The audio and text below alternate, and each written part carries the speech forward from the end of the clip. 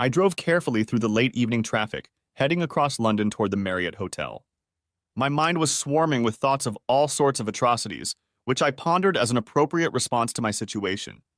No matter what happened in the next few hours, the lives of at least 3 people would never be the same again, and how many of them would even be able to live after this night remained to be seen. My name is Sal, short for Salvatore. I am of Italian descent. My parents have lived in the UK since the late 1960s. The family business is the ubiquitous Italian restaurant, which has been the mainstay of my family and the many cousins and other relatives who make up the extended part of it. We are a very close-knit family, but unlike in times past, we don't live with each other on a daily basis. Family events are always crowded, and no one wants to be the one who isn't there and suffer the stares of my grandmother, the matriarch, the one who must always be obeyed. No matter what. I married Connie 7 years ago, both of us in our early 30s at the time. It was as if we were drawn to each other after a relationship that was going nowhere, and in a way, although satisfying, it lacked what was required for a long-term relationship. We dated, partied, and had fun for almost 2 years before deciding and getting married. My grandmother never liked Connie. She seemed to just tolerate her. She was never overtly rude, but there was always a look of distrust in her gaze at Connie, as if she was waiting for her to somehow cross the line, as if she had her finger on the trigger, waiting for it to happen. How do women know or sense these things? It defies my comprehension. At times, she struggled to hide her feelings for my wife, but she never voiced her opinion in front of strangers. She said to me shortly before we were married, "Watch out for that Sal. She has that look in her eye. Be careful and always guard your heart." That was all she said, but somehow her words echoed in my mind like a backdrop as I drove through the traffic-filled streets of London. There was no hurry. I knew exactly where I was going, and if there were any changes or alterations to my evening, I would get a text or a call on my cell phone. I joined the flow of traffic on Marylebone Road, which was quite dense as usual, even though the time was well past 9 p.m. The bright lights of the city glowed in the darkness of the streets, and I turned toward the city center when my heart and breathing seemed to quicken. It won't be long now, I thought to myself. Then this farce will be over. A month ago, I found out that my wife was regularly seeing a guy and doing the dirty deeds with him, well, at least once every 2 weeks. This had been going on for at least 6 months, as I found out after doing a little digging. How did I find out? It turned out to be very simple, even simpler than I would have thought. She made a tiny mistake one night that made me think that all was not well. That day, I found a pen. It was one of those cheap pens they give you in hotels. I couldn't figure out where it came from, but I know I haven't stayed at this particular hotel before. I always use a reputable chain when I have to travel, which is usually once a month. I save up loyalty points, but it's not that big of a deal. Anyway, one evening when we were out walking, I asked Connie if she had a pen, and she pulled out this biro from her bulky purse. As soon as I finished using it, I saw the inscription and a little alarm bell rang in my head.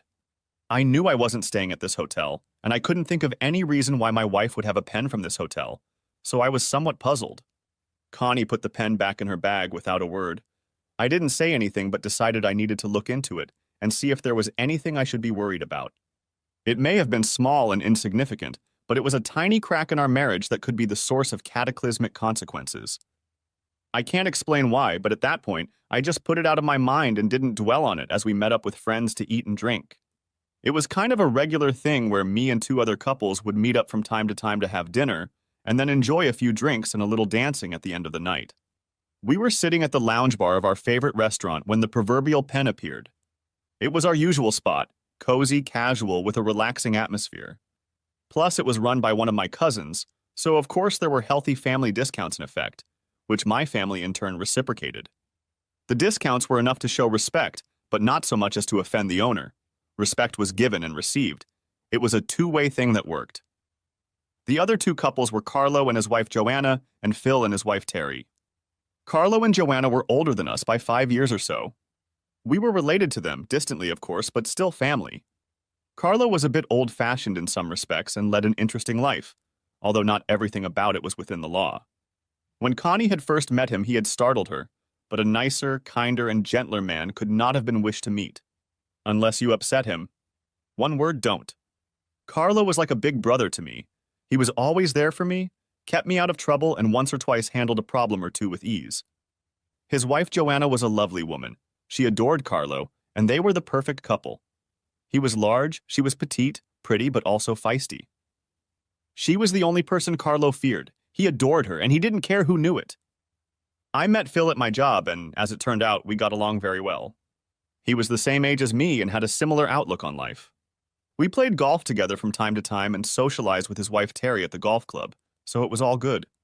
Terry got on with Connie, and they would often spend days on end spending huge amounts of money buying God knows what and spending a lot of time doing it. All I ever saw were the big bags that Connie would bring in the door after one of these expeditions. Where Phil was always warm and friendly, Terry seemed aloof at times, especially lately. Then she seemed to snap out of it and become part of the group. I often thought there was something wrong with her, and I mentioned it to Connie more than once, but she just brushed it off with the usual woman problems that seem to be invented when a woman doesn't want to explain something. We were sitting in the lounge area sipping cocktails when Carlo and Joanna walked in. I stood up and greeted him, and we all hugged and exchanged kisses. The waiter brought fresh drinks to our table just a minute after Carlo and Joanna joined us.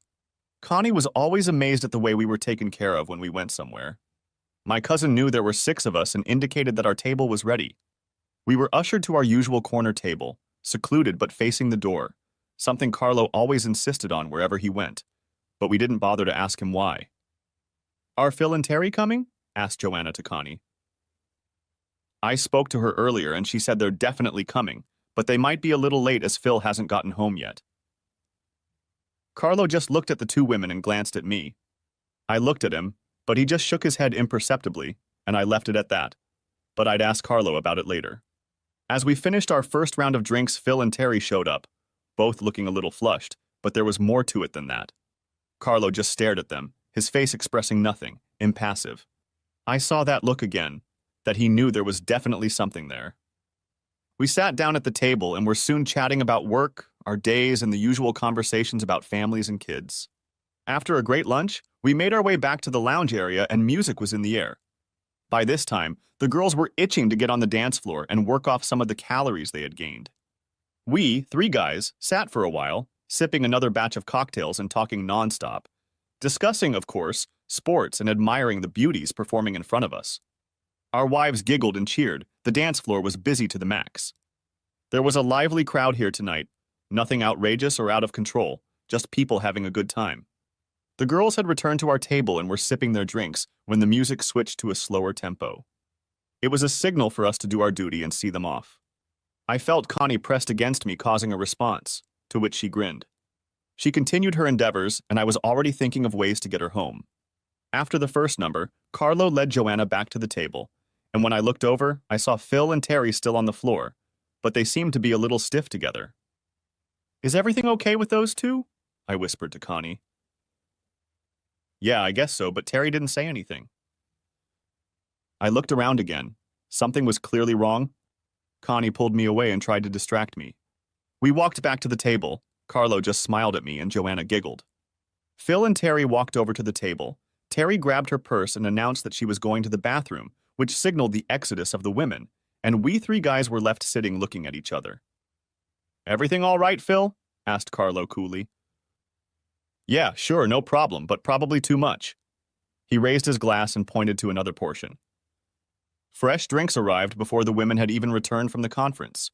Terry slid into the booth with Phil, their body language giving them away.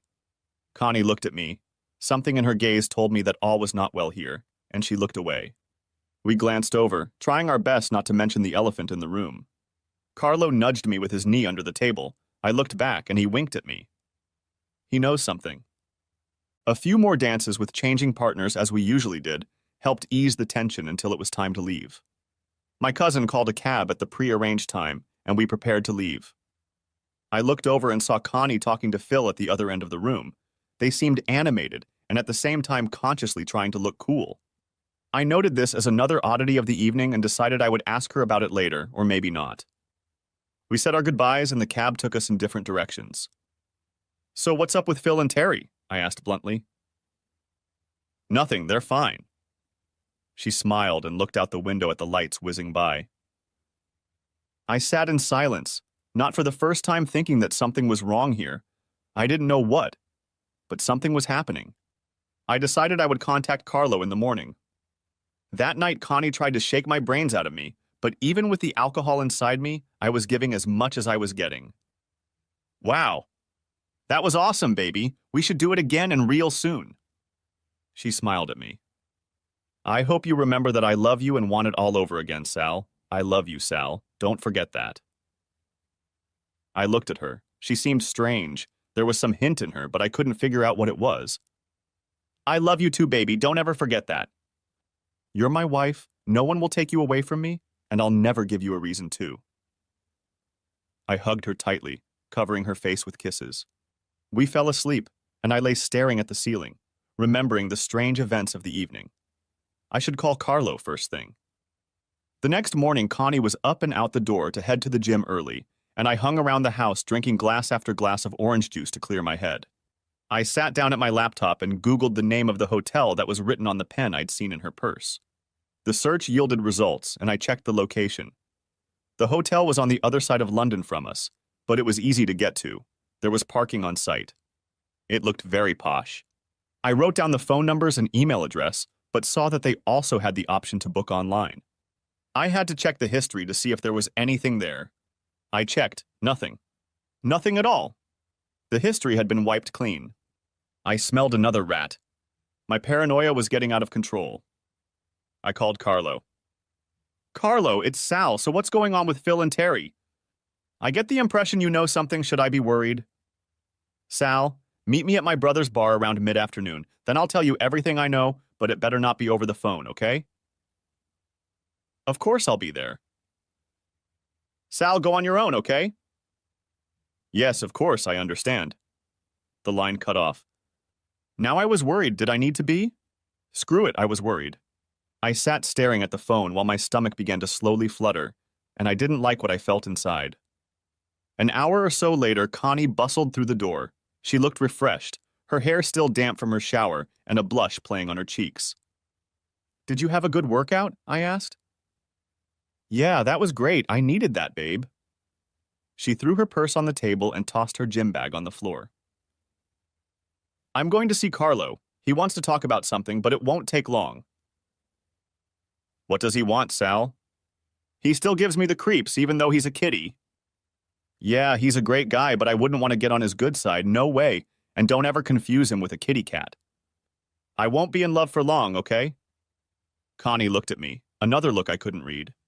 What the hell is going on? There's a vibe coming from everyone around me that's starting to bother me.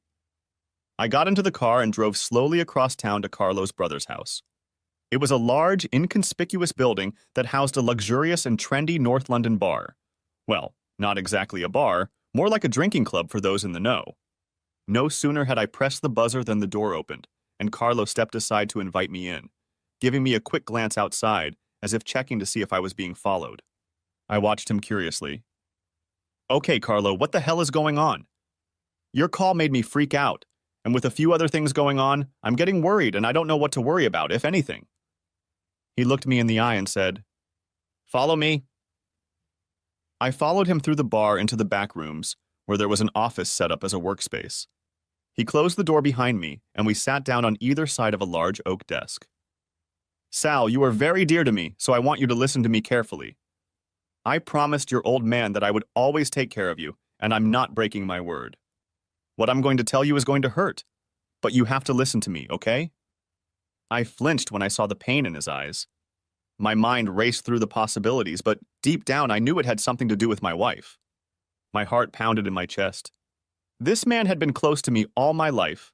I knew my father was as close to him as he was to his own son. He was a cousin, but had lived with us since he was a child. I knew almost nothing about his parents, only that they had been murdered together. My father immediately made arrangements and took him in. He was my brother from then on.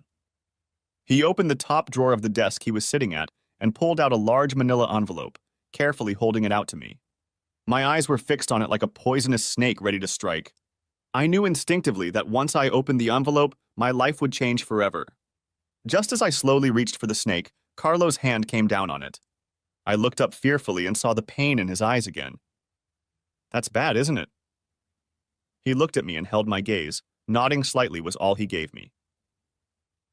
Sal, remember I'm here for you, okay? He lifted his big hand and I pulled the snake towards me. I picked it up and felt it get heavier. I think it was full of venom. Carlo watched me pull the contents of the envelope from its hiding place, and when I opened it, I saw the poison that had begun to work on my mind and heart. I saw pictures, large glossy shots of a woman and a man doing it. They were easily identifiable. They were in a cheap hotel room. There were others, obviously taken at a different time and in more normal surroundings, and looking through a shroud of tears, I saw my wife on our own bed, naked with a man. Sal, are you okay? I kept flipping through the pictures, and each one hurt my heart, the ache in my chest growing as I watched my marriage disintegrate before my eyes. I looked up at Carlo, my face wet with stinging tears. What? How? When did you do that? Who is he? My eyes widened with shock, fear, and a little bit of anger. Sal, a few weeks ago I heard whispers that Connie was up to something. I didn't have any proof until a couple days ago before we all went out. Some things I know for sure, but there are things I'm still working on. As for how, my friend recognized her when he saw her in a restaurant in South London. He thought the guy she was with was too friendly to treat a married woman like that in public. Sal, they thought they were outside the neighborhood and safe, I guess. And who is Tony Drew? Yes, you must know him. He's Phil's brother. I sat there mesmerized as his words came to me. The images of our evening, of Phil and Connie and then Terry, all came together in my mind. I found a pen from a hotel in London. Is it there? Yeah, Sal, I'm sorry, buddy, but my guy was following them early last week. I understand you were out of town. The first meeting happened when you weren't home either. I stared at him, my heart tense, my fist clenching and unclenching tightly. I'm going to kill that bastard, I spat. Easy, Sal. This could get you in trouble and she's not worth sitting out for, and neither is he. Divorce the bitch, get rid of her, and let me deal with him. No, Carlo, as much as I respect you, I can't let this happen. I have to deal with that bastard myself, and he needs to know it was me too. Is he married? Do you know where he lives and works and all that? I have information that is in the envelope that will answer Sal, but don't do anything rash. We need to plan this carefully, and we don't want to be thrown in jail, do we? He's not married, but as far as I can tell, he's divorced, no kids, but he likes women, especially married ones. Maybe he doesn't want a commitment or something. Anyway, he shouldn't have stuck his nose in our pond. He'll regret it. His eyes turned cold when he said that, and I had no doubt that it wouldn't end well for my wife's lover. Okay, so what are you up to? I was still breathing hard and fast, but I was slowly pulling myself together as best I could. Before answering, he poured me a whiskey. How well do you get along with your friend Phil? I asked, because he was acting a little strange in the restaurant with Terry and your wife. I was watching him. I think he knows what's going on, if that's the case. Can you call him a friend anymore? I saw it too, and I wonder if his wife was involved, from the way they were acting. I don't see the point in sticking around any longer than necessary, Sal. I think we should bring the hammer down as soon as possible. But before that, you need to see a lawyer. That is if you want to get rid of her. Or are you going to try and make up with her? If it was an isolated incident, then maybe, but seeing something like this, I just can't get over it. It's all too much. The images will stay in my mind every time I look at it. I won't be able to forgive or forget. I understand, but in that case, you need to start defending yourself now. It may take some time, but if you plan it out first, you'll at least get some payoff. And believe me, you need it. I need to think about this, Carlo. I want them both to suffer, really suffer. He leaned forward and placed a business card in front of me. Divorce guy, he's ruthless. He doesn't take prisoners, strictly marked and bagged, no fiddling. I've already briefed him on your situation. All you have to do is call him and tell him go and he'll take care of it. Trust me, he's good. Plus, he's a cousin. He laughed at that. We had cousins everywhere, and I couldn't help but smile. We sat around for another hour until we worked out a plan of action. I called Cousin Carlo, and he sprang into action. We agreed not to serve it until everything was ready. In the meantime, I needed to find out how involved Phil and his wife Terry were. I left Carlo's and drove slowly back to the house, my overloaded brain fighting for its sanity. I gripped the steering wheel so tightly I'm sure my fingerprints were still on it. I parked the car and headed for the door, but when I crossed the threshold, I didn't hear a sound. Connie was gone. On the kitchen table, I found a note. I'll see Terry later. Love you. I rolled it up and threw it in the trash. I called Carlo. She's gone to Terry, so she says. I know she's at Phil and Terry's right now, but Terry's not there, just Phil. I have a guy watching her like we agreed, and he'll be with her as long as we need him, okay? Of course, so where's Terry then? If she was the one she was going to see. If anything turns up in Sala, I'll let you know on your cell phone, okay? I sat down and looked at my watch. 3 hours later, Connie came home. Hey, love, how was your day? She stormed into the house and kissed me on the cheek, heading for the kitchen. It was fine. Carlo wanted to discuss something with me, but we're working on a plan to deal with it. She looked at me, expecting me to give her some details, but I didn't. I wanted her to ask me herself. After a minute, she did. It's just a personal cousin matter that needs to be settled. He thinks his wife is making a fool of him, so he needs some advice. I smiled at her, noticing the change in her expression as she tried to hold back her casual smile. I'm sure it'll work out. She looked away, but I knew I'd still upset her a little. The rest of the weekend passed slowly. I couldn't bring myself to have sex with her no matter how much I wanted to. I kept seeing the pictures Carlo showed me of her and that bastard Tony. I couldn't understand how she could do it with him and still act normal around me. She was a much better liar and actress than I could have ever imagined. Saturday night went fine, but Sunday night she came over to my place and I could tell from her body language that she wanted to have some fun. Sal, I need us to spend this night. I know you've been busy, but I need you now. Please, she whimpered. I did what I had to do. We made love. After which we lay on our backs, panting. What's wrong, Sal? We've never done this before. She looked a little shocked. I'm not sure. I just wanted to make sure you were mine. I think I love you, Connie, and I don't want to lose you, so I thought it might help. You won't lose me, silly. She threw her leg over mine, looking down at me. I'm all yours, love. I kissed her lightly on the lips as her words tore at my heart. I had the image of her with Tony in front of me, so how could she only be mine? Damn lying whore. We lay quietly in bed, each with our own thoughts. I was disgusted and hurt that Connie could lie to me like that. I was angry and getting angrier by the minute. I slipped out of bed as soon as she fell asleep and went downstairs. I poured a large glass of JD and sat down at the computer. A message from Carlo appeared on the screen. I checked the time. It was a little after 1 o'clock in the morning. All the wheels are turning here, and everything is happening just as we discussed.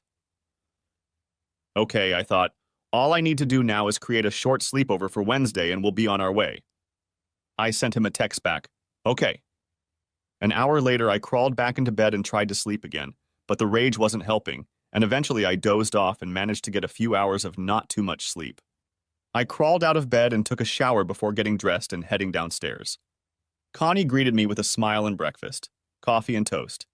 She moved a little cautiously in the morning, noticed my gaze and smiled. You were a little wild last night, lover. I don't think I'll be ready for another round for a few days. She put her arms around my neck and kissed me again. I gasped, and she pulled away. It's okay, I smiled through a coughing fit. She sat down and sipped her coffee. I need to stop by Leeds on Wednesday, do you mind? She was looking at me over her cup, and I could almost see her brain working. Just for one night? She asked carelessly. Yes, but I won't be back until late Thursday night. Does this have something to do with Carlo? Yes, and that cousin I told you about is nothing special, but he might need some support. Carlo gives me the creeps. I'm not sure what kind of support he could offer. You'd be surprised what a good friend he can be, but I wouldn't want to get on his bad side, connected or not. He knows how to solve problems too. I saw her face go slightly pale, but a plan was still brewing in her head. I looked at my watch and got up to leave. I gotta go, honey. I'll see you later and be a good girl while I'm gone. Before she could get up, I kissed the top of her head and walked through the door to the garage. I pulled out of the garage and drove down the driveway. I went to meet the lawyer and spent an hour with him going over options and signing papers.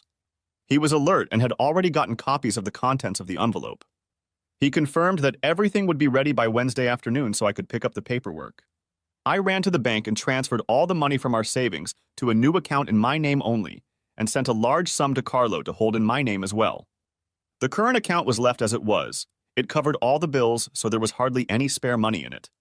I emptied our safe deposit box of cash and jewelry and opened a new account in my name only at another bank. I also stopped paying her the allowance from which she was funding her account. This would hit her fast and she would be in trouble by the end of the month, I was sure. Satisfied, I went to my office and went about my routine daily business. My secretary Sadie was a great help, and I knew she could run the ship without me and seemed to be doing a much better job of it. In between signing papers, I caught her eyes on me. I sighed and turned my chair around so that I was looking directly at her. I had known her for almost 5 years, and she had always been nothing but professional and fiercely loyal to the point where it seemed like a defense. She had always been polite and calm with Connie, but there was some hidden connection between them, I was sure. Connie had mentioned her attitude to her a few times, but I'd always brushed it off, thinking it was a woman's problem and between them. I looked at her oval face, her piercing dark blue eyes looking at me with concern. I knew I had to say something. I felt the need to tell someone something. My insides were churning and she knew it. I took a deep breath, trying to collect my thoughts and control my emotions. Sadie, there are events going on this week that may cause interruptions, so if I'm not around, you know what to do to keep things running. Okay? Yes, boss, you can count on me. Is there anything I can help you with? Sadie was a married woman in her 40s, smart and elegant, whom I trusted implicitly. I looked at her, and she seemed to read my innermost thoughts. Connie's having fun with me. You're joking. Oh my God, Sal, this is awful. Are you sure? I mean, do you know for sure? I just nodded slowly. She saw the tears glistening in my eyes and closed the door between us. She hugged me tightly as she stood next to me. I could feel this woman's love and realized that was what I was missing at home. I sobbed for the first time since I found out a few days ago, and she held me until I could pull myself together again. She took my face in her hands and looked into my eyes. Sal, you're a good person. Don't let anyone tell you otherwise, okay? What are you going to do? I'm going to get a divorce and kick the bastard's ass? Well, yes, something like that. But I don't want to involve you or anyone else, Sadie. Please understand. Don't do anything stupid, Sal. Please be careful. The rest of the day was a lot of work. But Sadie was worth her weight in gold, and judging by the way she looked after me, her husband was a lucky man. She fought off all comers and just handled any shit in her inimitable manner. I once heard her tell someone to just back off. I smiled. How nice to have good people like her around me. At home, I was sitting with Connie watching TV when the phone rang, and she came out into the hallway to answer it. I could hear her talking quietly, but not enough to realize what was going on. About 5 minutes later, she came back. What's wrong? I asked curiously. Oh, nothing. It's just Terry talking about how he and Phil are fighting about nothing again, as usual. I just want them to either make up or break up. They're driving me crazy. What do you mean? Are they in big trouble? Phil never mentioned it. I watched her face, looking for anything that might give her away. Well, I think it's something and nothing. I'm sure they'll figure it out. Is that what was going on when we were in the restaurant? Connie looked at me nervously. She didn't know that I'd noticed something between them and that she was in on it too. Now she'd started this series of lies and was in it up to her ears. I smiled inwardly at her discomfort, but I still couldn't figure out what Terry and Phil had to do with this, unless they were related. Yeah, they had a fight before they went out, and then they were simmering all evening. Is that what you were doing with Phil? She visibly flinched. I mean, trying to help them figure out their argument? Yeah, Terry asked me to talk to Phil, that's all. So what was that all about, Connie? Maybe I can help? I smiled inwardly as I watched my wife begin to tie herself in knots. It's all right, Sal. I'm sure they've pretty much sorted it out by now. Good, I'm glad to hear that. I don't like the thought of a friend's marriage in trouble. He's not cheating, is he? No, nothing like that. Her face flushed. So this is Terry playing a prank on himself, then? Look, Sal, I don't know what the OC is. Let's mind our own business and leave them alone. She snorted. I think so too, but I might mention it to Phil when I see him to make sure he's okay. Her eyes narrowed as I looked at the TV again, apparently ending the conversation. A few minutes later, I casually asked her, "So, if neither of them are playing away and Terry asked you to talk to Phil, what was that about?" Sal, "For heaven's sake, leave him alone." She got up off the couch and ran out of the room. I sat back and giggled, realizing that I had gotten under her skin, and now I had to figure out what the other couple's role was in this. We spent the rest of the evening carefully avoiding each other, but that seemed to suit us both, and we said very little. I decided that tomorrow I would drop in on Phil and Terry and disturb them a little. It was dangerous, of course. My wife might guess that I knew what was going on, but I couldn't resist at least tugging on their chains a little. The next day, Tuesday, I got up early and was out the door when Connie came down the stairs. She was still in a sleepy state, but I kissed her politely on the cheek as I passed her on my way to the garage. "I can't stop, my love. I need to get moving. I have a lot to do before I leave tomorrow." "Love you." Connie watched in bewilderment as I disappeared through the doorway, and a few seconds later, she heard my car pull out of the driveway and speed off down the highway. As she poured herself a cup of coffee, she sat there thinking about Tony. Everything had been so good until the last week. She had met Tony one night a few months ago when she was out with Terry. They were in a small club with a few friends when he walked in. Seeing his sister-in-law, he approached the group and, smiling, offered them all a drink. The girls smiled as they looked at the handsome guy who was considering them all. Terry noticed Tony and Connie looking into each other's eyes, and something flashed between them. "Stay away from Tony. He's a real piece of shit. He's even hit on me before. He'll go after anyone with a pulse, especially the married ones." "Don't worry, Terry, I have my own Sal, but he's a pretty smooth and good-looking guy. Weren't you even a little tempted?"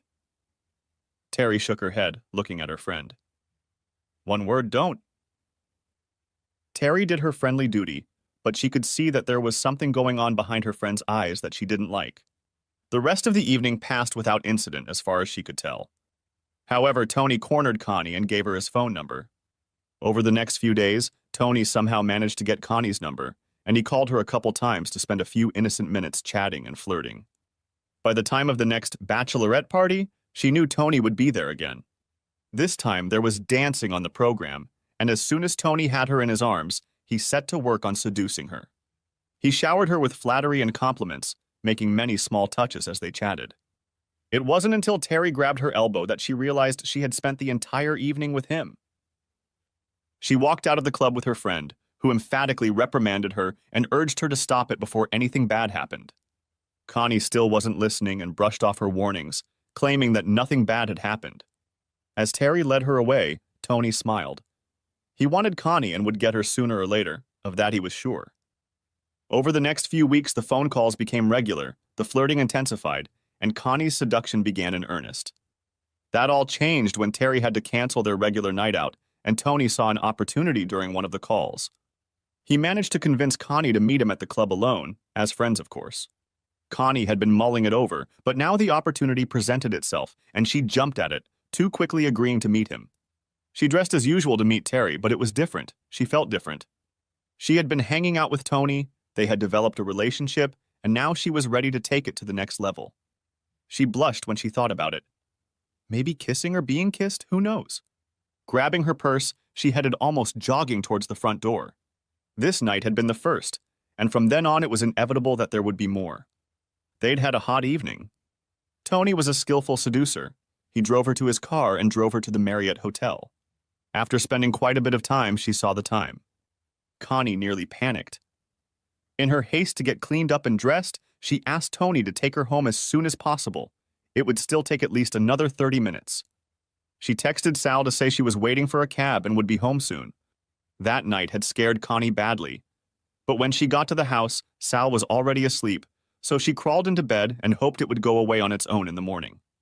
The night passed uneventfully, but her body still glowed and tingled at every thought of Tony entertaining her. She couldn't help but smile. For the next few weeks, not only did Connie not turn down the occasional girls' night out with Tony, but she met up with him during the day whenever she could. During Sal's sleepover, she spent the night with Tony at the hotel. After a few weeks, Terry guessed what Connie was up to and warned her friend to stop before she got caught. She even had a fight with her husband Phil about it and asked him to press Tonti to stop before things went south.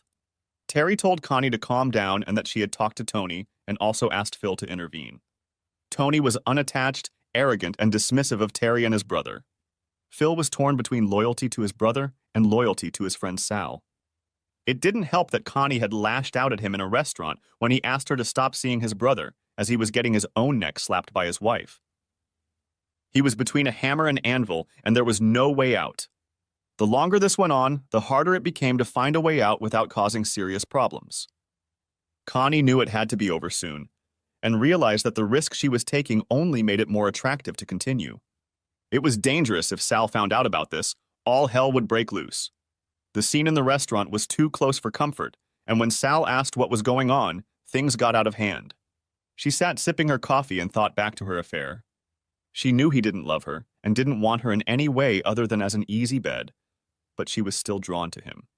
She decided that tomorrow it would be over, that this would be the last time, that she had to end it, but they would have one more night together. She was relieved that the decision had been made, but of course she still had to convince Tony of that as well. By the time I walked in the door, it was late. I had been trying to kill time all day and the plans were already made. The paperwork from the lawyer was already in my car, and the official packet would be delivered by registered mail. Feeling the tension, I immediately headed for my trusty bottle of JD and poured a large drink. Connie watched me as I took a big sip and poured another. I was distraught and looking at Connie. I was sure she was dealing with her own problems too. "Are you okay, Sal?" I didn't answer at first, taking another sip of my JD. I turned around and focused my gaze on her. I saw her reaction. She looked scared, worried, and a shiver ran through her that was almost noticeable. "Just a rough day, that's all, love. I need to take a shower and then get ready to talk to Carlo tomorrow." I walked past her and disappeared up the stairs before she realized I hadn't kissed her. She didn't like this atmosphere. It frightened her, and she knew why, but tomorrow it would be over. What did he mean by saying he had to get ready for tomorrow? She realized she didn't know anything more about what he was doing. I stood under the hot jets of water, tears streaming from my eyes. My marriage, my wife, my future, everything was so messed up. After 30 minutes under the shower, I didn't feel any better. Even though I was cleansed, my heart was breaking and I wanted to run away and hide. I was shaking, and I wasn't sure I could hold out much longer. Stepping out of the shower, I dried myself off and got dressed before heading downstairs. Connie gave me a look as I walked into the kitchen. I had picked myself up and pulled myself together. Now I had a game face. She relaxed a little too, having picked herself up, and I noticed it. Strangely, we both knew something was wrong, and did our best not to ask questions that could ruin everything. "What's for dinner?" I asked as casually as possible. "I thought we could order something for a change. I don't feel like cooking tonight." "Sure, no problem. Are the Chinese okay?" "Yeah, that would be nice." I called, and while we waited, we sat in the living room to the sound of the television. Like two prize fighters, we looked at each other without drawing attention or wanting the confrontation that was in the air. Dinner passed quietly, almost in suspense. "What time do you have to go in the morning?" she asked carelessly. "I'll be out around 9 in the morning. We have a flight booked for 11, so we don't need to rush." "It won't take long, although the problem is that we won't be able to meet the problem until tomorrow night. But anyway, it will be great to finally meet Cousin Carlo. You know how family is." It was almost 10 o'clock in the evening, and I thought she glanced at her watch. "I need to turn to Love. It's going to be a long day tomorrow." I stood up, drained my glass, and set it on the table. I looked at her, and I thought I saw a flicker of sadness in her eyes. She got up and closed the door between us. "I want you to know, Connie, I've always loved you like no one else." I hugged her tightly. She felt his arms around her, and her heart filled with sadness and guilt. Tomorrow it will all be over, she thought to herself, and then I can make it up to him. I was thinking the same thing almost. I woke up to the aroma of freshly brewed coffee filling my nostrils, which I always loved in the morning. It brought back memories of my grandmother's house, where coffee was always made. Strong and dark, an incomparable odor. I walked down the stairs towards the strong aroma of the nectar. Connie was waiting for me with a large mug in her hands. I grabbed it and kissed her cheek before taking a sip of the oily liquid that helped me fully awake. I sat down and ate some toast, citing a rather full stomach after last night's dinner. There was silence in the kitchen as we drank our coffee. Each of us watched the other, but averted our gaze so as not to be noticed. It was tense, and we both wanted it to be over. I glanced at my watch. I have to go now, love. I need to be at Carlos to pick him up. I stood up and set my cup on the drain, emptying it. I felt myself take a deep breath, and a wave of emotion rose in my chest. I suppressed a sob, nearly passing out. I looked over at Connie and saw that she was trying to remain calm, but damn, she was tense. She must realize that I know. She looked up at him, smiling as he walked past her. Have a safe trip and come back soon, Sal. She watched as he walked past her and gave her a polite kiss on the forehead, but the act puzzled her again. Grabbing his overnight bag, he headed toward the garage. Breathing a sigh of relief, I put the key in the ignition and started the car, which immediately roared to life. The garage door lifted, and I easily drove out into the cool morning air.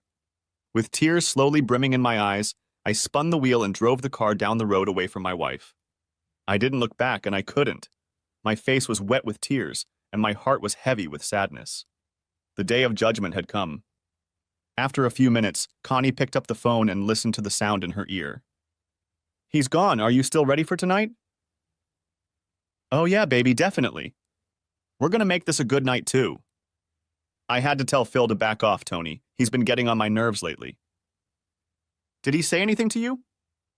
Yeah, but I told him to back off, too. And his buddy wife, too. She's been on me, too, but she won't say anything, even though I know it. Well, that won't stop us, baby. I'm looking forward to tonight. I got my buddy to get us the same room as before, so we're good. Room 415. Just get the key from the desk, and I'll see you there at 8, okay? Okay, got it. I'll call you later. The couple hung up the phone, and the man smiled. He typed a message with the details of the lovers' date, then picked up his listening equipment and left his post. Carlo saw the message and smiled grimly at Sal. Sitting in his office, he lamented his wife's callousness before contemplating his plan for the evening. Are you sure you want to do this, Sal? I have to ask before this goes too far. You know how this is going to end, don't you? I looked at my lifelong friend, seeing the deep concern in his eyes, and heard the warning in his words. Carlo, I love that woman in a way I never have and never will. I gave her everything I had, and I can't let that go. I have to do something to make her realize what she's done and make her pay forever. Just like her lover. I just have to do it, Carlo. Do you understand? Carlo nodded sadly, seeing the pain in Sal's eyes and feeling it in his words. He reached into his desk drawer and pulled out a revolver, placing it on the table in front of Sal. The man looked at it, taking in the details of the weapon that was going to solve part of his problem. We'll do whatever is necessary to make him realize what he's done and make sure he doesn't try anything like that again. You need the gun to make your point, okay? He watched as Sal nodded silently, looking at the gun. Carlo pulled out a handful of shell casings and stacked them on the table next to the gun. The sight of the ammunition made it seem more real. You need to load it up with Sal, if for no other reason than to reinforce in your mind that this is what you want to do, okay? Sal reached out and took the gun in his hand. It seemed light, bringing back memories of times gone by. Carlo watched his friend load the gun with practiced ease, then put it back on the table. What's up, Sal? Sal nodded. Okay, we have some time, so let's go eat and I'll give you all the details. I'm thinking of calling Terry and Phil at some point to find out how much they know and ask why they didn't mention it to me. I'd leave it alone if they catch you now. You'll give the police proof of motive before it even happens. Leave it alone for now. There will be time later, don't worry. They walked to the entrance of the bar, and Sal was introduced to Carlo's brother Alfredo. It's nice to finally meet you, Sal. He smiled and shook his hand. The three men sat chatting amicably until a waitress entered, carrying plates of food that had obviously been prepared in advance without a word. The young waitress smiled at Sal and, turning, leaned toward him and said, Hi, Sal. My Uncle Carlo has told me a lot about you. Nice to meet you. I'm Alicia. Alfredo smiled at Sal and led his daughter away. Sal, forgive my daughter for her temper. She's stubborn like everyone these days. Alfredo, it is a pleasure to meet you and all of your family. It has been too long since we have been able to meet. Family is everything, as I'm sure you know. Please give my regards to your wife and the rest of your family. Alfredo smiled. Thank you, I will. Lunch passed leisurely, amidst the customers entering the restaurant and creating a buzz behind them. Considering what they were discussing, It was unreal and yet strangely relaxing. Sal felt calm and safe. His cell phone rang just after 3 in the afternoon. He looked at the screen and saw it was Connie. "Hi, Connie, how are you?" "I called to see if you were okay." "How's Carlo and his little problem?" "We're both fine, thanks for asking. We're here, but we're having a late lunch before we go on." "What do you have planned for tonight, love?" He asked the question as he usually did, but he also wanted to hear her lie again. "I'm going to go see Terry. I think everything's fine there." "That's good. I was going to call Phil later anyway." "I think he'll be out with his brother tonight, I understand." "I've never met him. What's he like?" "Oh, well, I've only met him once. He seems quite nice. As far as I can tell, he looks like Phil." "I have to run here, Connie. We need to get to the hotel before our evening meeting, so have a nice evening and say hi to Terry." "Okay, love you, bye, baby." Bye. When he cut the call, Carlo looked up and saw pain, but also something else, anger, a deep, burning anger.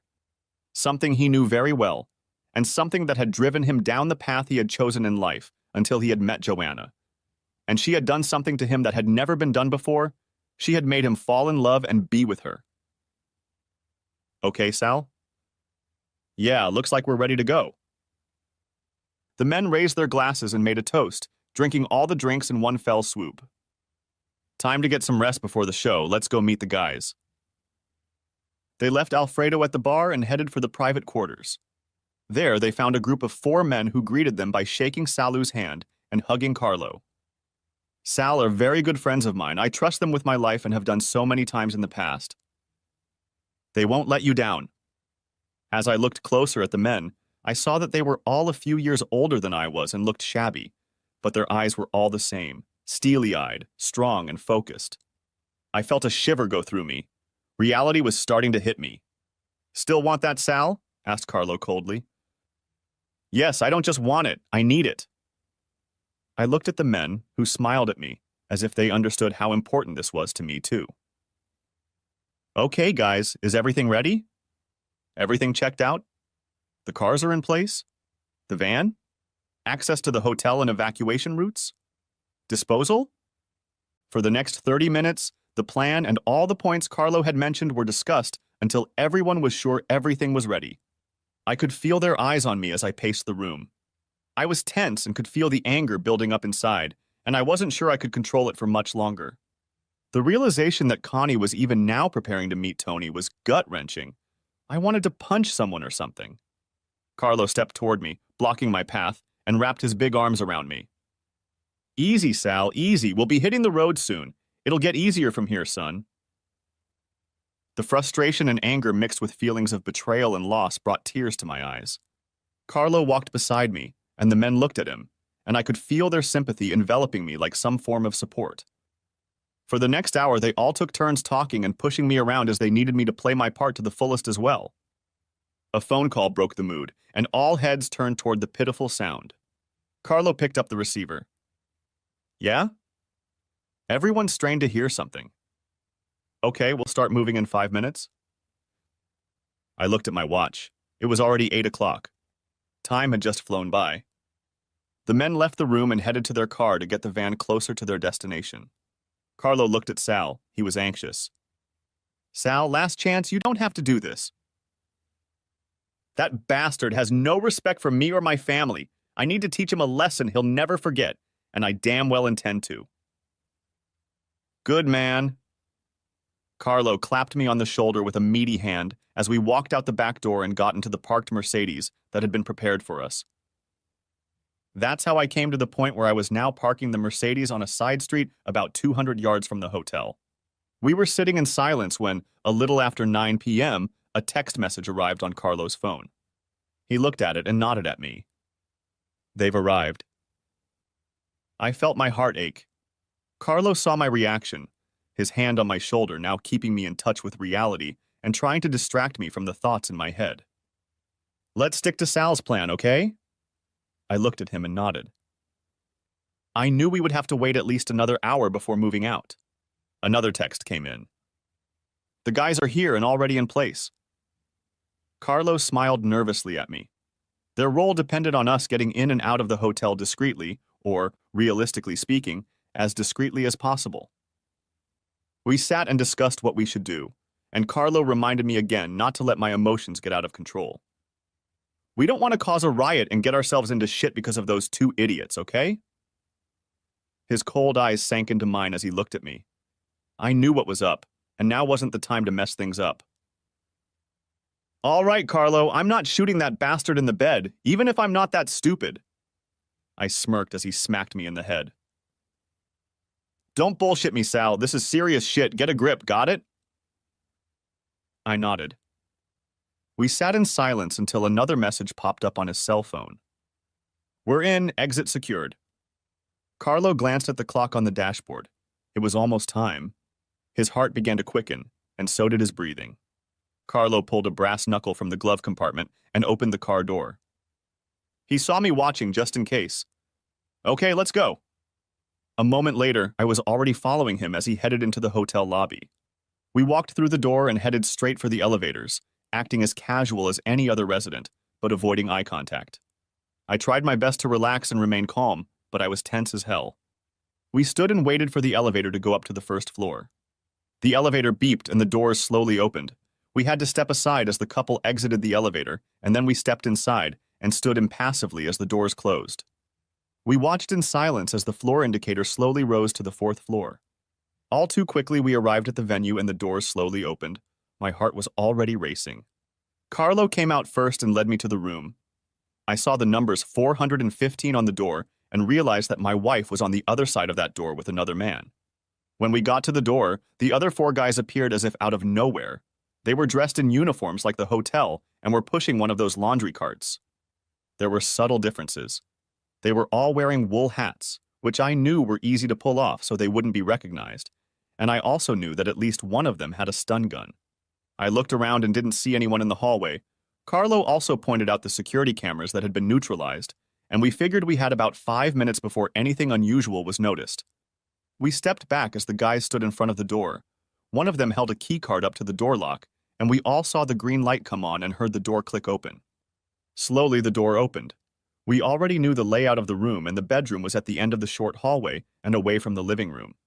We quickly headed towards the bedroom. As we passed through the living room, I recognized the lingerie and dress on the floor. My heart sank even lower, and my chest constricted as I realized I had seen it all before. We walked in silence to the open bedroom door. My face flushed. The guys avoided looking each other in the eye, but I could feel their sympathy. They were professional and focused. The plan was that the guys would go in first and get the bastard out of the room as quickly as possible, and I would then confront the bitch. Carlo led the guys into the bedroom. The lights were on and only faintly illuminated the room, but from my seat I could see Tony entertaining my wife. The damn couple hadn't heard or seen the men enter the room. The rumble of the laundry cart had given them away. The noise made Tony turn his head slightly, and his eyes bulged as he realized there was someone else in the room. At that moment, the stun gun hit him in the ass. The impact made his body arch and jerk as he tried to pull away from the shocking burst of energy hitting his ass and passing through his body. Connie screamed as she felt him twitch and thrash in spasms on top of her. She didn't realize what was happening to her lover as she screamed, and he continued to thrash in spasms. He collapsed on top of her, and 2 pairs of hands grabbed his arms and started to pull him off my wife. It all happened so fast, the guys were nimble, and as Tony was pulled away from my wife and pulled out of her, she opened her mouth to scream but was immediately gagged. She looked up and was horrified to see masked men dragging her lover off the bed and into a laundry cart. In less than a minute, he was gone, wheeled out of the room and taken to an unknown destination. Connie tried to get up but found her hands, as well as her feet, bound tightly with duct tape. I turned on the overhead light and went into the room, looking at my wife lying on the bed. And until a few minutes ago, she had been in the throes of passion with this piece of human garbage who, like Elvis, had already left the building. She looked at the masked men who were standing there looking at her. I grabbed my gun and pointed it at her face. She squirmed and tried to hide, clamping her eyes tightly shut, crying and mumbling. I came very close and didn't say a word, looking into her eyes. I saw the fear. I let it linger and flare up. I wanted her to be afraid. She had to be afraid. I felt Carlo's eyes on me. He was worried about me snapping. I knew it. She saw my finger tense up and somehow strangely relaxed. Carlo started to move, but before he could do so, I pulled the trigger, and Connie closed her eyes. I was beyond love, hate, and every possible emotion, but rage was paramount. When Carlo grabbed my hand, the trigger came down with a loud snap. Connie pissed herself, wetting the bed, and Carlo snatched the gun from my hand. He looked at me with his steely eyes and, taking a heavy breath, started laughing. His eyes were all that was visible, but they told me he was furious. Connie went mad with fear and then shock, looking at the two men standing in front of her and looking down at her. She began shaking her head wildly from side to side, tears flowing as well. I looked at her in disgust. She was staring wide-eyed at the two silent men in front of her, and not a word was spoken in the 2 minutes it took to ruin her evening and possibly the rest of her life. I stood in silence for almost another minute, not moving, looking at the bitch on the bed whose skin showed the marks of her lover's paws. Her eyes were fixed on mine. I could feel her fear. I grasped the edge of the mask and pulled it off. She gasped and then passed out. I noticed a slight movement from Carlo, who was looking at his phone, and realized that it was time for us to leave. I followed Carlo out of the room, leaving Connie prostrate on the bed.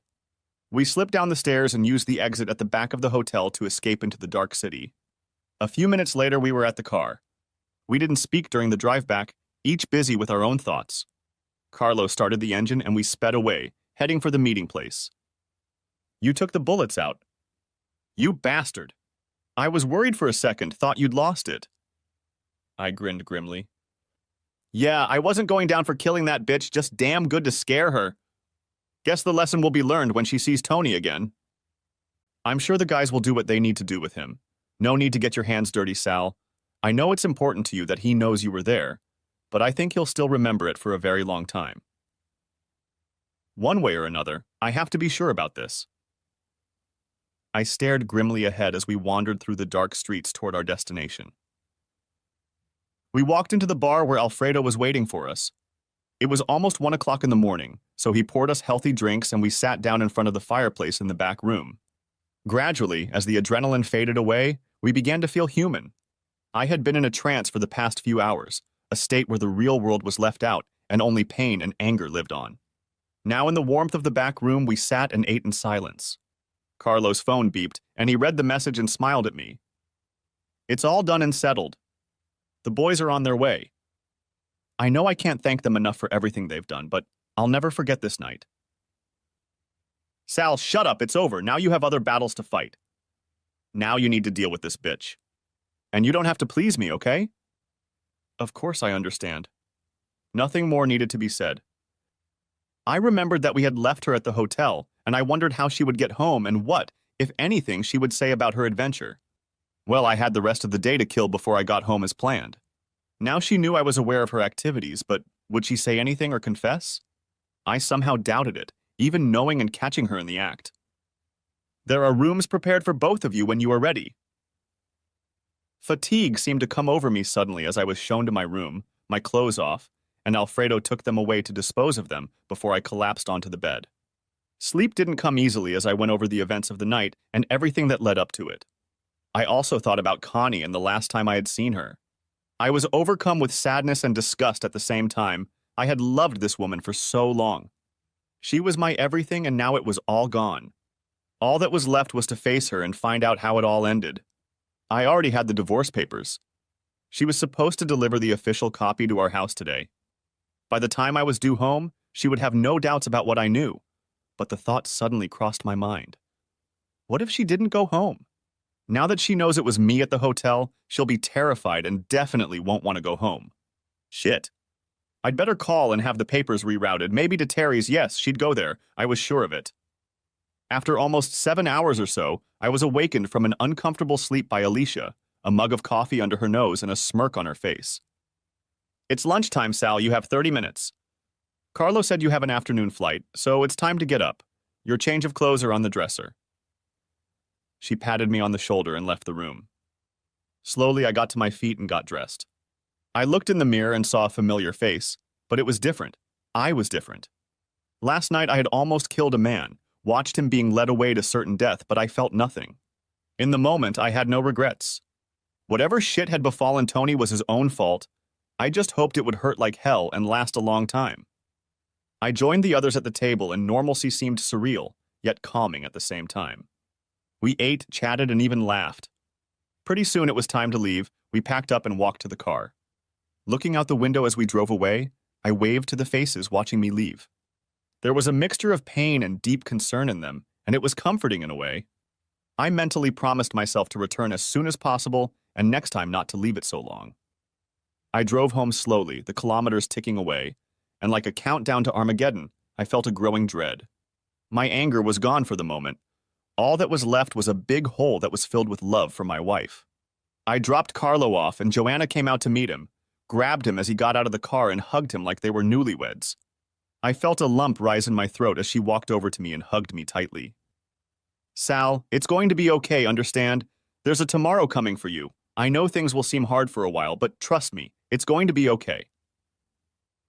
I couldn't speak, but Carlo gave me a manly hug and I headed home to face the bitch. Call me later, Sal. I nodded and drove away, trying not to think about anything. I felt empty. I put the key in the door and turned it. The house was empty. The heating was on, so it was warm, but not very cozy. There were no sounds.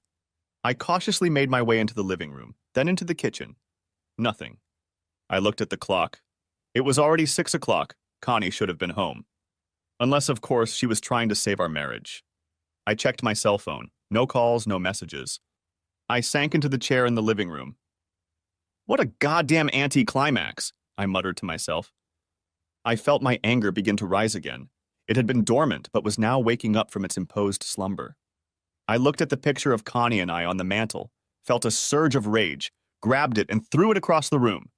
The heavy silver frame punched through the wall, and the glass shattered. "Screw you!" I shouted. I was staring at the wall, breathing hard when I heard the phone ring. I grabbed the phone receiver. "Hello," I shouted into the receiver. "Oh, I'm sorry. Is that you, Sal?" the woman asked in a trembling voice. "Yes, that's right. Now what do you want?" My tone was loud, direct, and angry as hell. "It's Terry, Sal. She almost whispered. "Yes, Terry, I apologize for the bad timing. What can I do for you?" I breathed more slowly, trying to regain my composure. "It's Connie. She's here and she's in very serious condition. I can't figure out what happened, but something happened and she's not feeling well. She doesn't want to go home. She thinks you might hurt her somehow.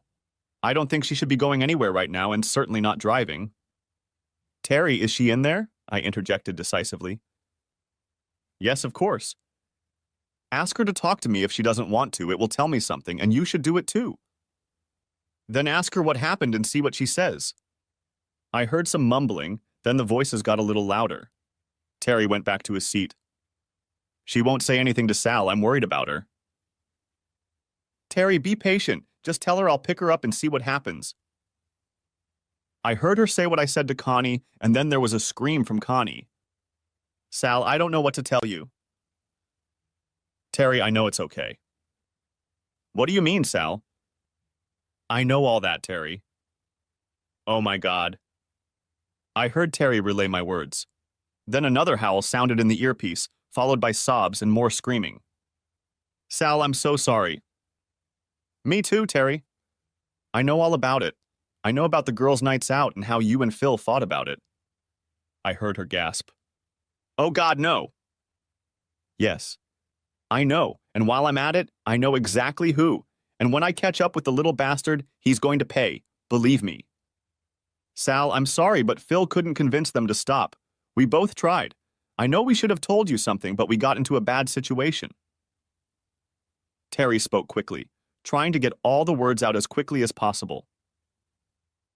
"Terry, rest assured, I don't blame you or Phil for what she did to Tony. I'm just saddened that you didn't tell me sooner. I'm afraid it has damaged our friendship. We won't talk about it again. Tell Connie I'm not coming to pick her up so she can relax, but her things will be packed and ready for her to pick up as soon as possible, or they'll go in the garbage can. I mean everything. She doesn't live here anymore.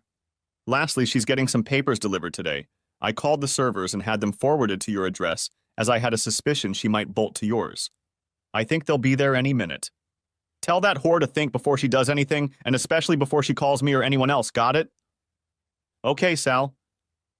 I hung up the phone and exhaled slowly. It was like I was holding my breath as I spoke. All the anger flowed out of me easily, and now there was nothing. I had said everything that needed to be said in that moment.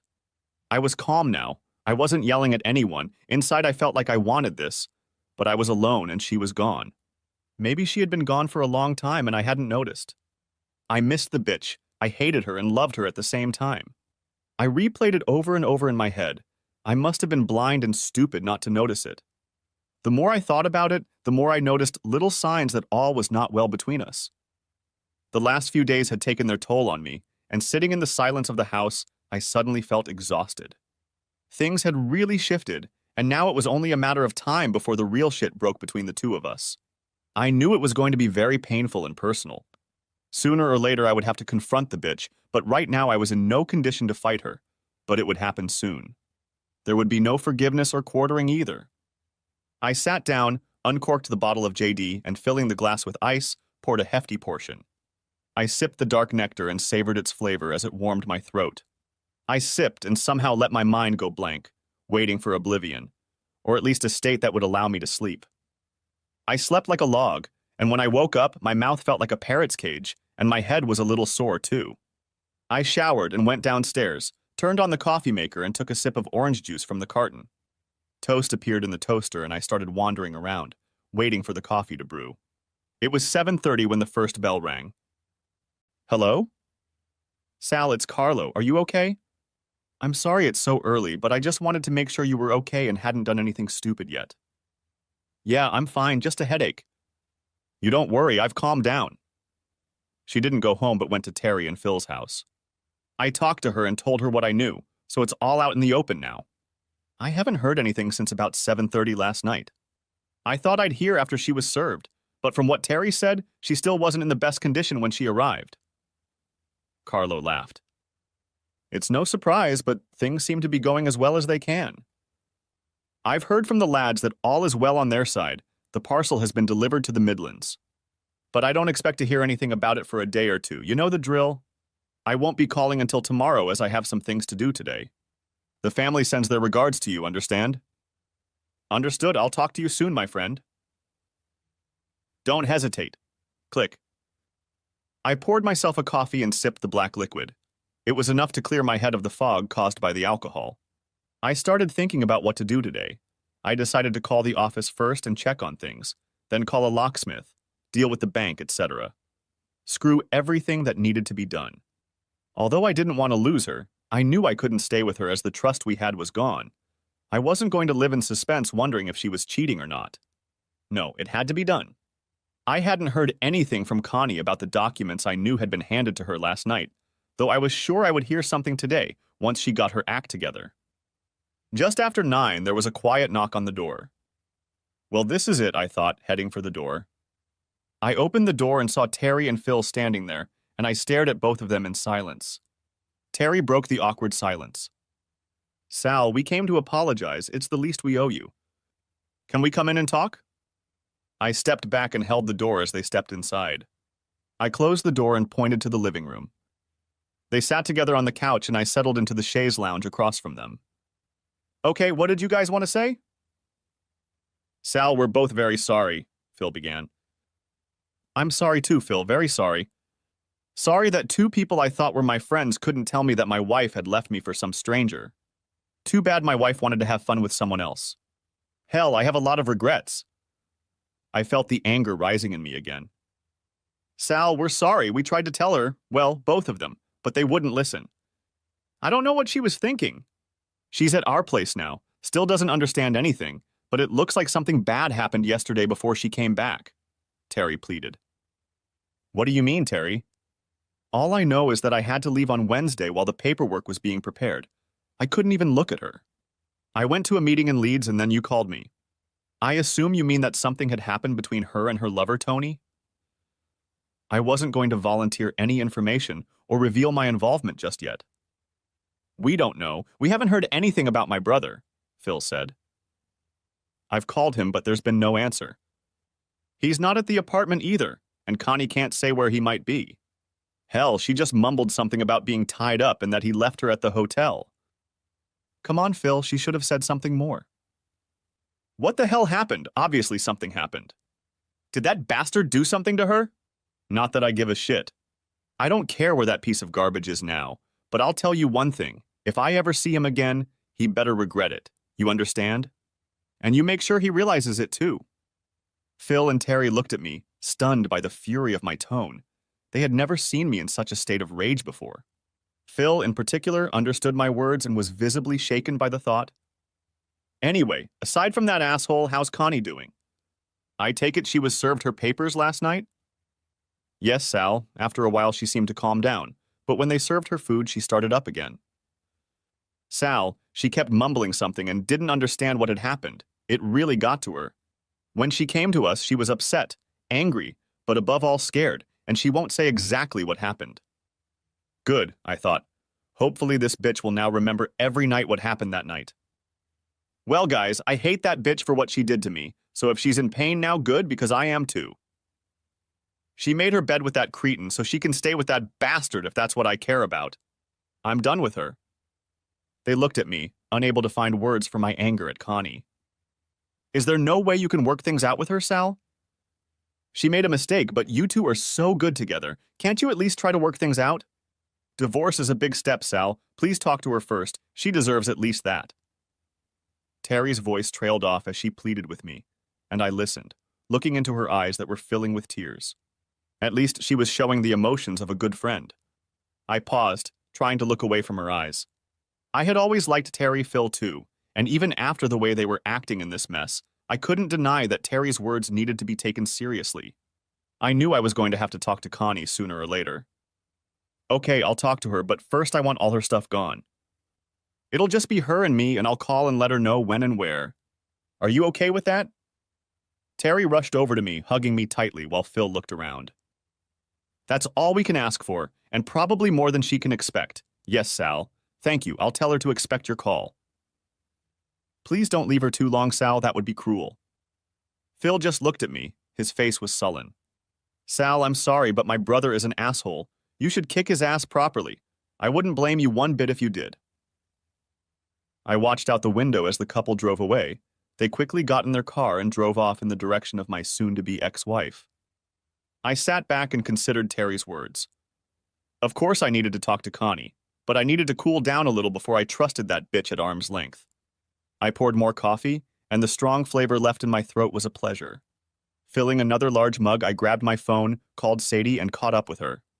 For the next half hour, I listened to Sadie talk about how well Sadie was doing without me. What a woman. When she was done with that, she started telling me about Connie. God, it was like listening to my mom.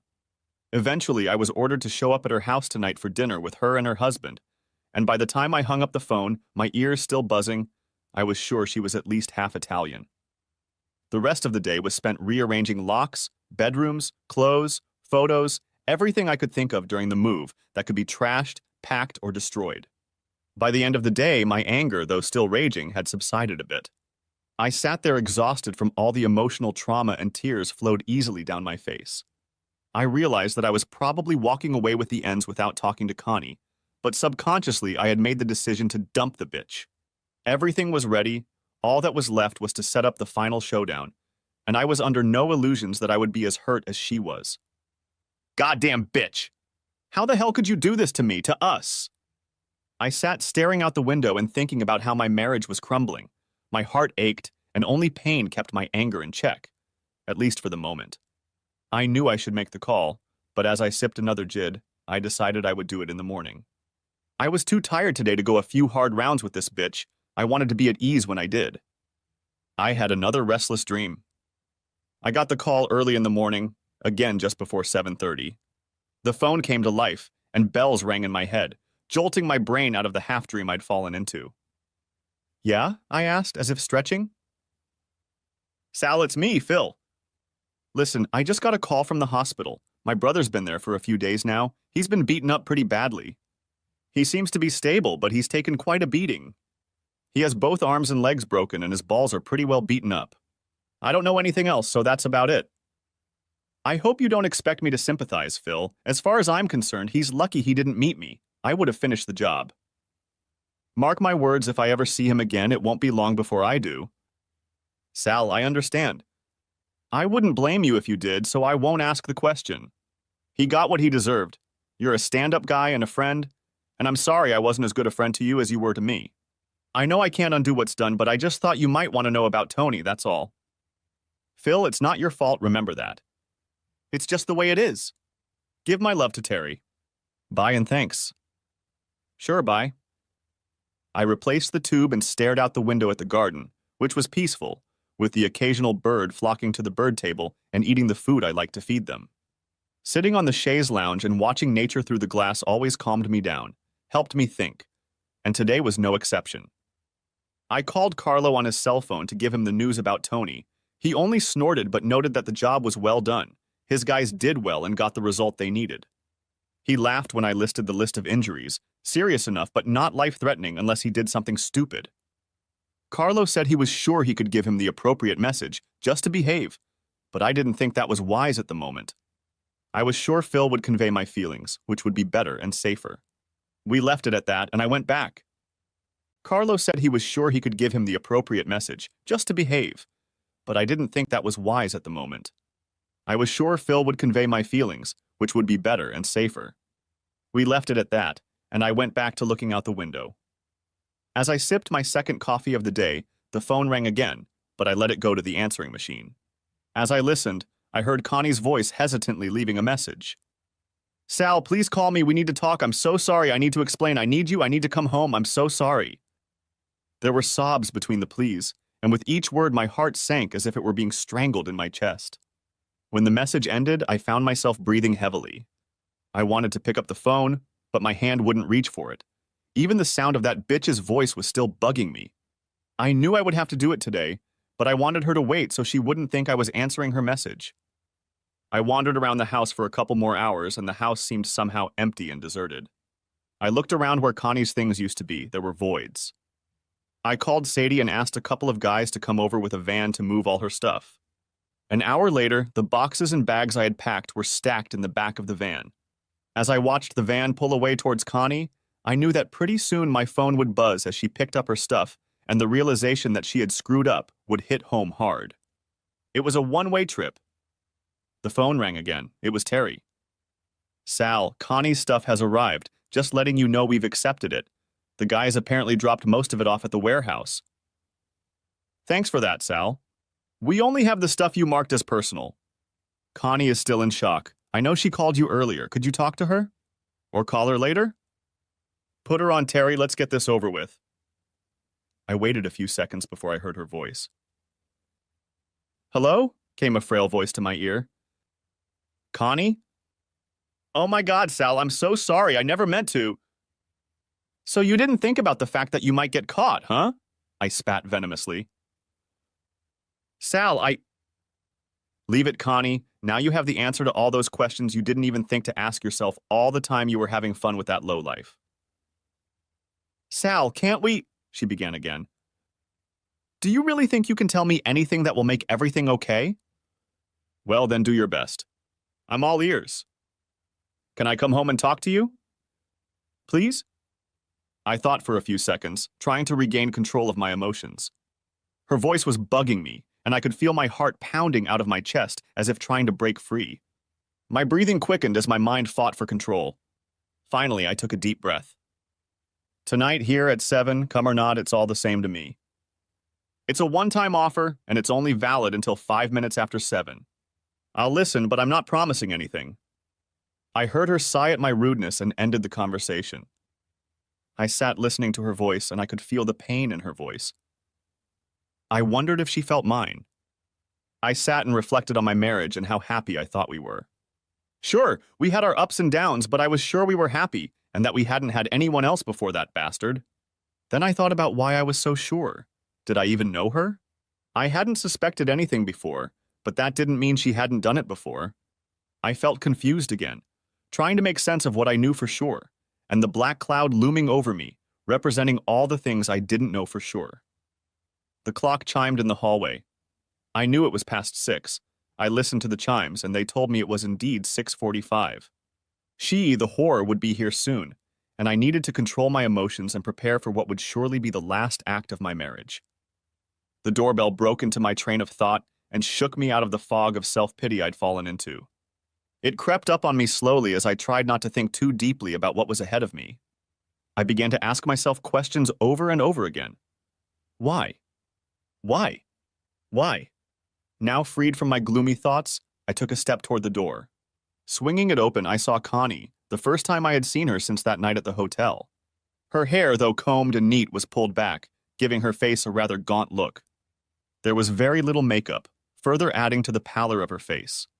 Her shoulders seemed to slump and sag as she entered the lobby. I followed her and noticed that a few days make a difference when you are caught off guard, as she was. I watched her look around the living room, gasping and then suppressing sobs as she noticed the gaps on the walls and in the room where the photos and memorabilia used to be. She looked at me with her hand over her mouth, tears in her eyes. "It's all gone," I said coldly. "If you look around the rest of the house, you'll see there are a lot of empty spaces." I paused for a moment before saying anything else. She looked at me again, tears rolling down her cheeks. "I didn't realize, Sal. I didn't mean for it to happen. I wasn't thinking." "I know, but this is the result of your cheating, your infidelity, your extramarital sex with another man. All of it is yours." "I hope you're satisfied." The words poured out sincerely and venomously, each word dealing a direct blow to my soon-to-be ex-wife. She sat down on the couch and I poured her a strong vodka and tonic. Handing it to her, I remained emotionless. She sipped the drink, looking at me. I swirled the ice in my glass and, taking a good sip, leaned back in my chair, looking at her. "Okay, Connie, let's hear what you have to say." "I'm sorry, Sal, I couldn't help it. I got in over my head and then it got addictive." "Connie, just so you know, I talked to Terry and Phil and they filled in the gaps in my knowledge. I know what and where and with whom. I just don't know why." "I can't answer that question. It was so new and exciting. I guess I fell for his bullshit." "But you had fun with him." "Not once or even twice, but for weeks on end." I felt my rage building again and took a sip and a few deep breaths. She looked down at her feet. "I know I can't justify what I did, Sal. I was wrong." "Is there any way we can get past this?" I dodged the question. "What about Tony? What happened to him? Where's the bastard?" Connie fidgeted and finally looked up at me, eyes fixed into mine, defiant as she tried to figure out what to say. "We were caught in the hotel that night. There were people there. I think 5 or 6, but Tony was just taken. 1 minute he was there and then he was gone." "Did you set that up, Sal?" I stared back at her. I sipped my drink again, looking at her and ignoring her question, though I wondered if she realized it was me in her face that night before she passed out. It was horrible. They took him away and he disappeared. Then they tied me up and the man put a gun to my head. I know he pulled the trigger, but at that moment I lost consciousness. I was terrified I was going to die. When I came to my senses, I was alone. She saw the smile on my face as I savored her discomfort. I watched as a shiver ran through her and my eyes were locked on hers. "So, whore, what happened to your lover?" "Sal, don't call him that. He's not my lover. Yes, I know I had sex with him, but I have no feelings for him. I love you and only you. You love me so much that you've been having fun with this creep for freaking weeks now." She leaned back on the back of the couch at my sudden and furious outburst. "So, okay, slut, tell me why I should give you the time of day, since you've already proven yourself to be a liar and a cheat. How do I know everything you say is true? How the hell do you expect me to believe a single word you say? Tell me." Tears flowed down her cheeks as she saw and felt the depth of my anger at her for the first time. "So, have you been communicating with your lover?" I asked again, deliberately choosing the word lovers knowing I'd already gotten her. I wanted to make her feel uncomfortable, make her lose her temper, make the bitch suffer like I suffered. She looked at me through her tears. "I haven't heard from him at all. All I know is he's in a hospital somewhere, and that's all Phil said. I don't want to hear anything about him. He ruined my life. I wish he was dead." "Well, I couldn't agree more."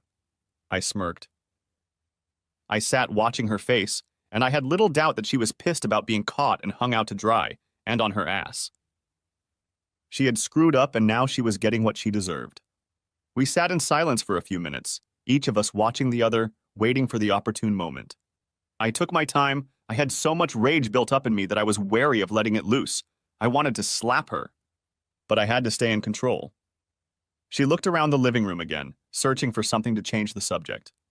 She sighed when she realized that our wedding picture was missing from the mantel. As she stared at the empty spot, I met her gaze and looked at the dent in the wall to answer her question. She brought her hand up to her mouth. She got up and moved around the room to each empty space, and I sat and watched her absorb the missing memories. It seemed like every trace of her had disappeared from the first floor. She sank down on the couch. Sal, all is lost. Is there really no chance? She looked at me, and defeat gleamed in her eyes. I took a deep breath. Connie, I loved you like no one else. What you did was rip my heart out and stomp on it. Doing that to that jerk was disrespectful and showed complete disregard for my feelings and those of our friends. You were seen openly with him. In public, for crying out loud. You don't need to tell me it was just sex or I didn't want to hurt you. You did it, and now you're going to pay the price. Your lover has already started to pay for what he did, and rightly so. I will cripple him, but slowly. I'll destroy you just like you destroyed what we had. Connie, we're done, finito. Now I'm sorry I haven't heard anything from you to make me change my mind, so if you sign the divorce papers, we can both move on with our lives. I don't want to see or hear from you anymore. I'm done with you. Now get out of my house, you cheating whore. She sat there in complete shock as my words reached her. She had really messed up, but right now, at this moment, I didn't care about her. Anger would help me deal with her. She gathered herself and got up to leave. I followed her to the door. When she opened her car door, she looked back at me and muttered the word, sorry. I raised my hand with 2 fingers pointing forward and a gun-shaped thumb and watched the recognition creep into her face. Click. She shrieked and nearly collapsed as